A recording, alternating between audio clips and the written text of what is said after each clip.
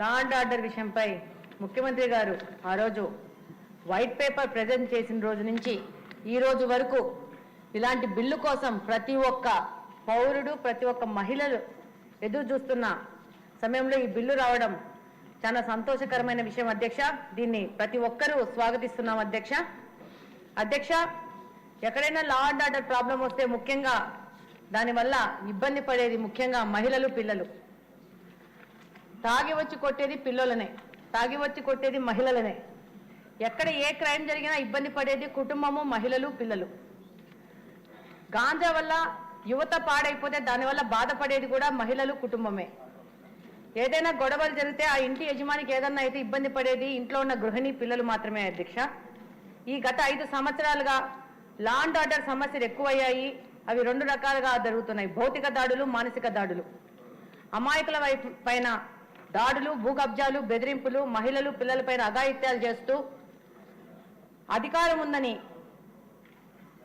తక్కువ టైంలో ధనవంతులు అవుదాము, అధికారం ఉంది కదా ఇది మనకు సపోర్ట్ చేస్తుందని చెప్పేసి అమాయకుల మీద, ఆడపిల్లల మీద, అమాయకుల ఆస్తుల మీద, ఇల్లుల మీద ల్యాండ్ కబ్జాలు, ఆర్థిక సంబంధమైన వ్యవహారాల్లో దూరడం చేస్తూ పూర్తిగా లా అండ్ ఆర్డర్ని కాంప్రమైజ్ చేశారు అధ్యక్ష గత 5 సంవత్సరాల నుంచి.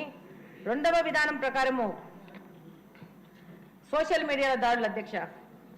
ఈరోజు మీరు ముఖ్యంగా గమనిస్తే ఈ 5 సంవత్సరాల్లో ఎంతో మంది అమాయకుల మీద ఏ ఎవిడెన్స్ లేకుండా దాడులు చేయడము, వాళ్ళ మీద రకరకాల కేసులు పెట్టడం జరిగింది అధ్యక్ష.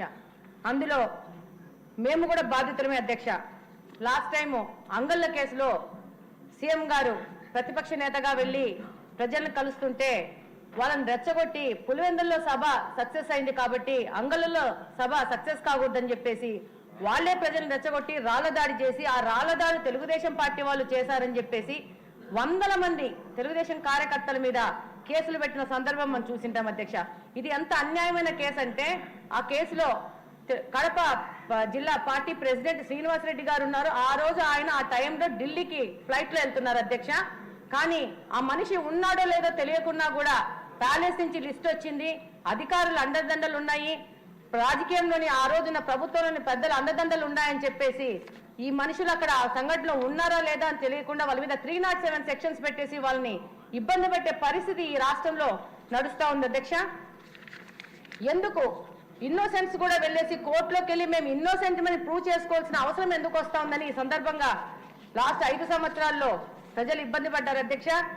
అలాగనే ఒక న్యూస్ ఛానల్ పెట్టుకొని ఆ న్యూస్ ఛానల్లో తప్పుడు కథనాలు నడుపుకుంటూ అమాయకులైన వాళ్ళని ఇబ్బంది పెడుతూ వాళ్ళని రాజకీయంగా, మానసికంగా క్షోభ పెడుతూ ఈ 5 సంవత్సరాలు ఈ యొక్క చట్టాన్ని, న్యాయాన్ని నడిపినారు అధ్యక్ష ఈ యొక్క ప్రతిపక్ష పార్టీ వాళ్ళు.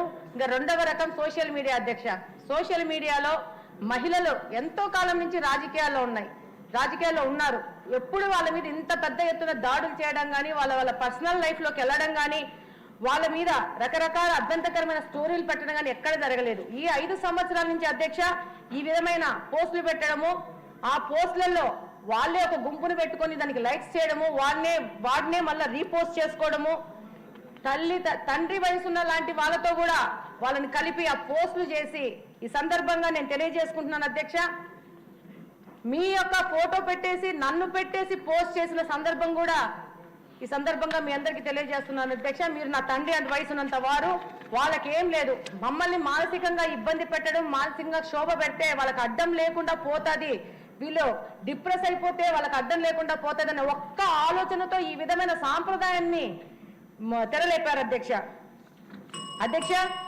ఈరోజు పోలీస్ స్టేషన్లలో కూడా కబ్జా చేసేసుకొని అప్పటి నాయకులు పోలీస్ స్టేషన్ కబ్జా చేసుకొని ఆ రోజు దాడులు చేసే పరిస్థితి వచ్చింది అధ్యక్ష.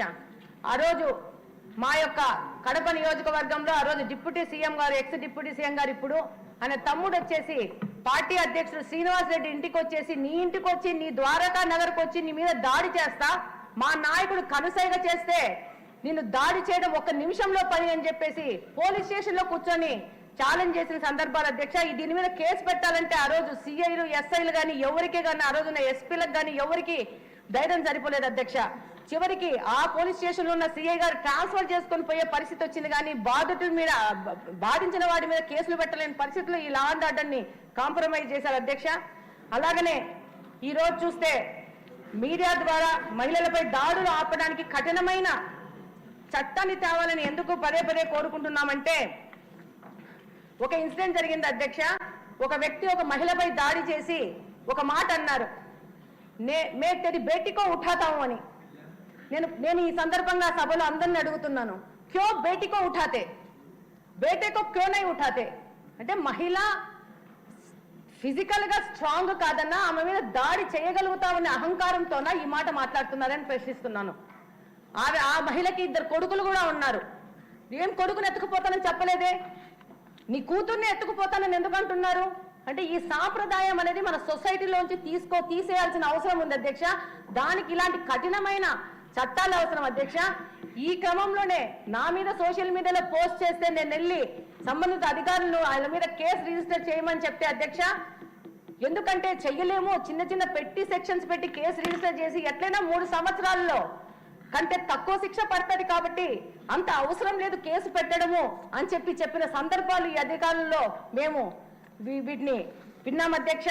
నేను అడుగుతున్నాను అధ్యక్ష, ఆ అధికారి చెప్తాడు ఐ హావ్ సింపతి, మీ బాధ మాకు అర్థమైంది, కానీ అవసరమా 3 సంవత్సరాల కంటే తక్కువ శిక్ష ఉంది కాబట్టి బెయిల్ వస్తుందని చెప్పిన సందర్భాలు అధ్యక్ష. ఈ రోజు 2024వ సంవత్సరంలో ఇప్పుడున్న ఏ మహిళ అయినా ఎవరి సింపతి కోరే పరిస్థితులు లేదు అధ్యక్ష.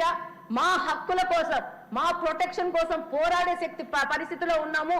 తప్పకుండా ఇలాంటి పరిస్థితిలో ఇలాంటి రాక్షస ఆనందం పడుతున్న వాళ్ళ దగ్గర నుంచి మన మహిళలని, మన యువతని, మన వర్క్ చేసే ఉమెన్ని, రాజకీయంగా బయటకున్న మహిళల్ని కాపాడుకోవాల్సిన అవసరం ఎంతగానో ఉంది అధ్యక్ష. అందులో భాగంగా ముఖ్యమంత్రి గారు ఈరోజు ఈ యొక్క చట్టాన్ని తీసుకొచ్చి ఎంతో మంది మహిళలకు బాసటగా నిలవడం నిజంగా అధ్యక్ష చాలా సంతోషించదగిన విషయం అధ్యక్ష. ఈరోజు ఎట్లాంటి పరిస్థితి ఏర్పడిందంటే అధ్యక్ష, ఈ గత ప్రభుత్వంలో ఎలక్షన్ ముందు ఆడవాళ్ళని తిట్టడానికి వాళ్ళకి సింపతి ఎక్కడొస్తుందని చెప్పేసి మమ్మల్ని తిట్టడానికి మా మీద ఆడోళ్ళనే ప్రయోగించిన పరిస్థితి అధ్యక్ష. నన్ను తిట్టడానికి మా జిల్లాలో ఉన్న పెద్ద రాజకీయ నాయకుడు, ఇందాక మేడం గారి పేరు కూడా తీసుకున్నారు, ఆ వ్యక్తి 20 లక్షలు ఇచ్చి ఒక మాడ మనిషిని నా మీద ప్రయోగించినారు అధ్యక్ష. నా మీద పడి నా మాధవిరెడ్డి కుక్క, మాధవిరెడ్డి పింఛన్ తీసుకున్న వయసులో రాజకీయాలకు వచ్చిందని ఇలా మానసికంగా ఇబ్బంది పెట్టే పరిస్థితుల్లో ఆడవాళ్ళని వినియోగిస్తున్నారు అధ్యక్ష. ఇంకొక మాట అధ్యక్ష, మమ్మల్ని తిట్టడానికి ఎస్సీ ఎస్టీ కమ్యూనిటీకి చెందిన వాళ్ళని తీసుకొని వాళ్ళకి లోపపరుచుకొని వాళ్ళతో తిట్టించడం మొదలు పెడుతున్నారు అధ్యక్ష. దీని మీద కూడా నేను అడుగుతున్నాను అధ్యక్ష, మీ ద్వారా ప్రభుత్వాన్ని, వాళ్ళని మనం ఏదైనా బ్యాలెన్స్ తప్ప ఏదన్నా అంటే మా మీద ఎస్సీ ఎస్టీ అట్రాసిటీ కేసెస్ వస్తాయి అధ్యక్ష. కానీ మమ్మల్ని తిట్టినందుకు మేము ఏమి కేసులు పెట్టలేని పరిస్థితికి వస్తున్నాం. ఒక్కసారి దీని మీద కూడా ఆలోచించి మహిళలపైన మహిళలు దాడి చేసి, అది ఎస్సీ ఎస్టీ మహిళలు దాడి చేస్తే దాని మీద ఏ విధమైన యాక్షన్ తీసుకోలేని పరిస్థితి ఉంది. మేము కూడా వాళ్ళ మీద అంతే కఠినమైన సెక్షన్స్ మీద కేసులు పెట్టే విధంగా కూడా ముందుకు పోవాలని చెప్పి ఈ సందర్భంగా తెలియజేసుకుంటున్నాను అధ్యక్ష. ఫైనల్ గా అధ్యక్ష, చిన్న విషయం అధ్యక్ష, మన మహిళలు, మన పిల్లలు, మన యువతను కాపాడుకోవాల్సిన పరిస్థితి ఉంది అధ్యక్ష. పొద్దునే మాట్లాడాం అధ్యక్ష, బ్లేడ్ బ్యాచ్ గురించి, గాంజా గురించి. ఇది మళ్ళా 2వ సారి అధ్యక్ష. ముఖ్యమంత్రి గారు ఉన్నారు కాబట్టి ఆయన వింటారు కాబట్టి మళ్ళా చెప్తున్నాను అధ్యక్ష.